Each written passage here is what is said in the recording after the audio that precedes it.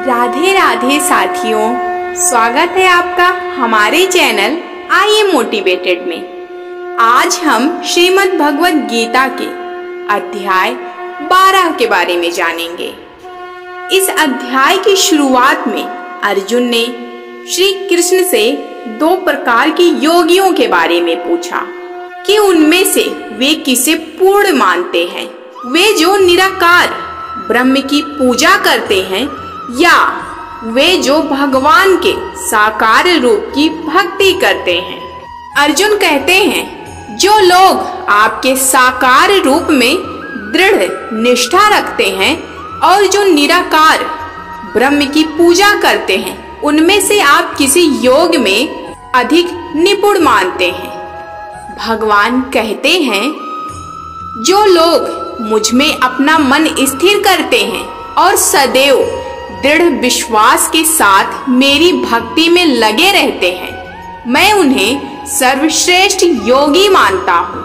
परंतु जो लोग अपनी इंद्रियों को वश में करके तथा सर्वत्र समचित्त होकर अविनाशी, अनिर्वचनीय, अव्यक्त, सर्वव्यापी, अचिंत्य, अपरिवर्तनशील, नित्य तथा अचल परम सत्य के निराकार स्वरूप की पूजा करते हैं, वे भी समस्त प्राणियों के कल्याण में लगे हुए हैं। जिनका मन अव्यक्त में आसक्त है, उनके लिए साक्षात्कार का मार्ग कष्टों से भरा है।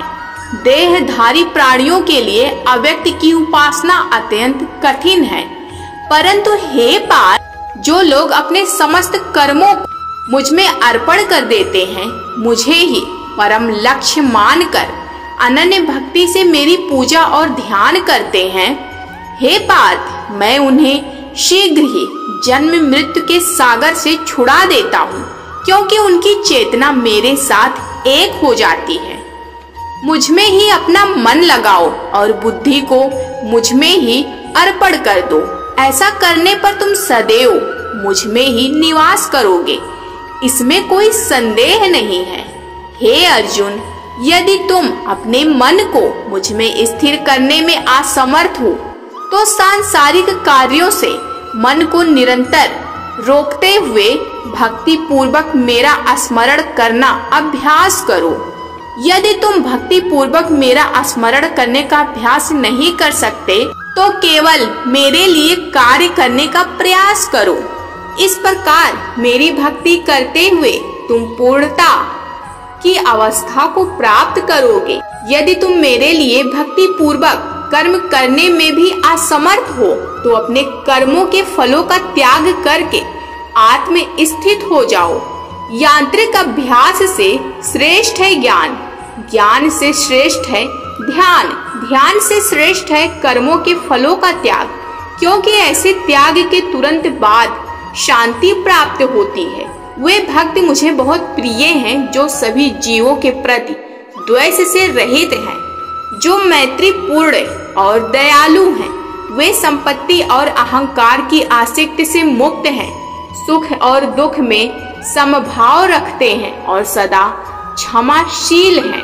वे सदा संतुष्ट रहते हैं, भक्ति में मेरे साथ एकाकार रहते हैं, आत्म संयमी हैं, दृढ़ निश्चयी हैं और मन और बुद्धि से मेरे प्रति समर्पित हैं, जो किसी को कष्ट नहीं पहुंचाते, जो किसी के द्वारा विचलित नहीं होते, जो सुख दुख में सम रहते हैं तथा भय और चिंता से मुक्त है। ऐसे मेरे भक्त मुझे अत्यंत प्रिय हैं, जो सांसारिक लाभ की ओर से उदासीन हैं, बाह्य तथा आंतरिक रूप से शुद्ध हैं, कुशल हैं, चिंता रहित हैं, चिंता मुक्त हैं तथा सभी कार्यों में स्वार्थ से मुक्त हैं। ऐसे मेरे भक्त मुझे बहुत प्रिय हैं, जो ना तो सांसारिक सुखों में प्रसन्न होते हैं, ना ही सांसारिक दुखों में निराश होते हैं, जो ना तो किसी हानि पर शोक करते हैं, ना ही किसी लाभ की लालसा करते हैं, जो अच्छे और बुरे दोनों कर्मों का त्याग कर देते हैं। ऐसे भक्ति युक्त पुरुष मुझे बहुत प्रिय हैं, जो मित्र और शत्रु में समान भाव रखते हैं, मान अपमान, शीत उष्ण, हर्ष शोक में संभाव रखते हैं, जो सब संगति से रहित हैं, जो स्तुति और निंदा को समान रूप से ग्रहण करते हैं, जो मौन चिंतन में लीन रहते हैं, जो कुछ भी प्राप्त हो उससे संतुष्ट रहते हैं, निवास स्थान में आसक्ति नहीं रखते, जिनकी बुद्धि मुझ में स्थिर रहती है और जो मुझ में भक्ति से पूर्ण है, ऐसे पुरुष मुझे अत्यंत प्रिय हैं।